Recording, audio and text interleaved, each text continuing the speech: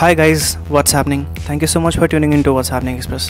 आज की बात बहुत इंपॉर्टेंट है। इंपॉर्टेंट इसलिए है क्योंकि बहुत एक्सप्लोसिव कंटेंट सबके सामने आया है जो पूरी तरीके से स्टेट ऑफ कन्फ्यूजन बना चुका है। मैंने पहले भी ओरिजिन ऑफ कोरोना वायरस के ऊपर बातें की थी और आज भी उसी के ऊपर मैं कंटिन्यू करने वाला हूँ, क्योंकि एक ऐसा डेटा सबके सामने आया है जो सबको सोचने पे मजबूर कर दिया है regarding Chinese conspiracy that is going on behind the origin of corona virus. तो मैं आपको सारी चीज़ें अभी दिखाता हूँ क्या क्या डेटा मेरे पास अवेलेबल है। So let's start the video. So सबसे बड़ी इंपॉर्टेंट खबर ये है, एक इम्पॉर्टेंट न्यूज़ ये है सबके लिए कि एक डेटा रिवील हुआ है जो कि ये शो कर रहा है कि पैंडमिक हमारा स्टार्ट हुआ था 2019 में।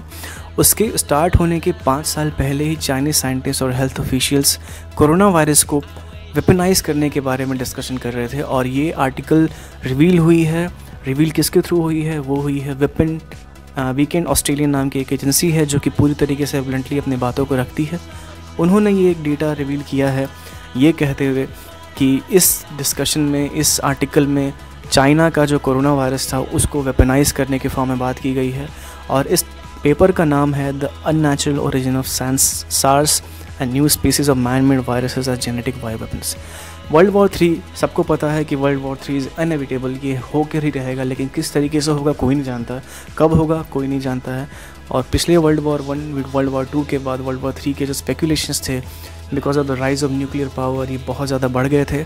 और चाइना जो कि अपने डेटा को हर तरीके से हाइड करता है, और हाल फिलहाल में जो पैंडमिक स्टार्ट हुआ है जिसकी वजह से सारी दुनिया में तबाही का मंजर है, सिर्फ चाइना एक इकलौती कंट्री है जो पूरी तरीके से कोरोना वायरस को काबू में कर पाई है।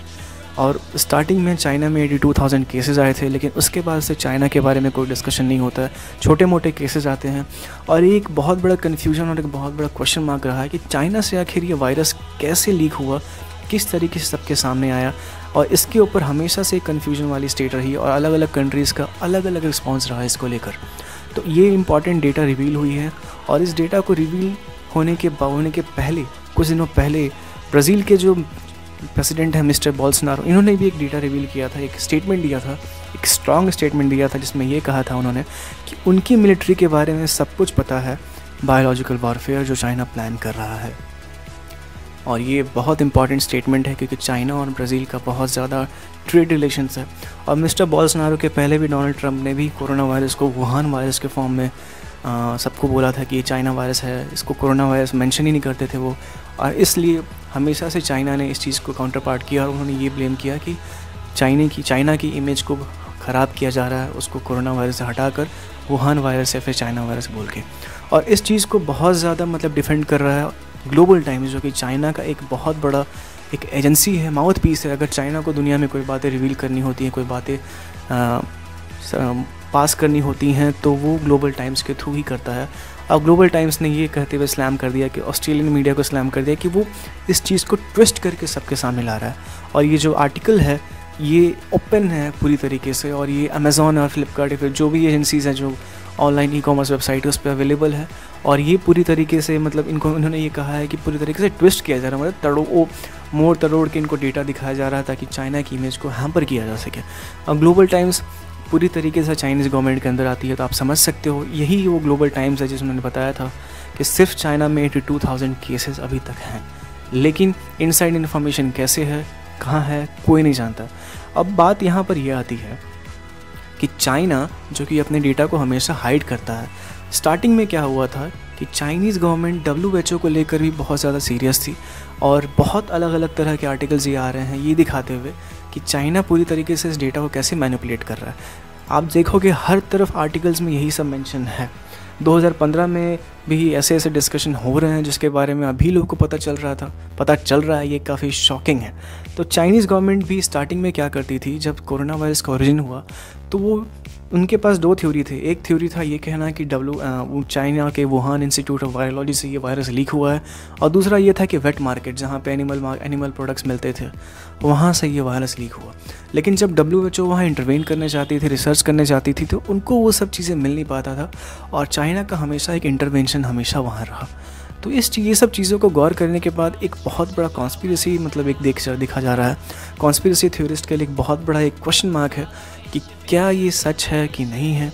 लेकिन ऑब्वियसली ये चीज़ें अगर सबके सामने रिवील हुई हैं तो पूरी तरीके से एक क्या होगा क्या नहीं होगा, लेकिन एक ट्रस्ट इशू बहुत ज़्यादा स्टार्ट हो जाएगा चाइना को लेकर, क्योंकि स्टार्टिंग में भी चाइना, मैंने पहले भी वीडियो में बताया था कि चाइना में जब कोरोना वायरस ओरिजिन हुआ था उसके पहले लगभग 1000 से ज़्यादा मास्क और सैनिटाइज़र के फैक्ट्री वहाँ पे स्टार्ट हो गए थे, वेंटिलेटर प्रोडक्शन स्टार्ट हो गया था। और चाइना हमेशा ये कोशिश कर रहा था कि अपने प्रोडक्ट को वो सबके सामने लाया, सबको एक्सपोर्ट करे।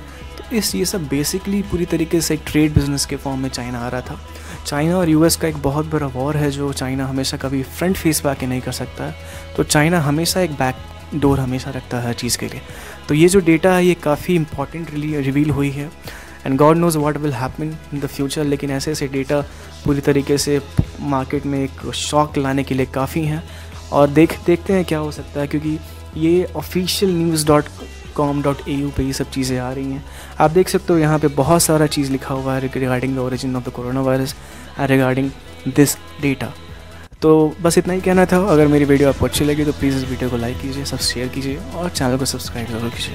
Thank you so much. This was Raj यानी for watching what's happening express. Bye bye.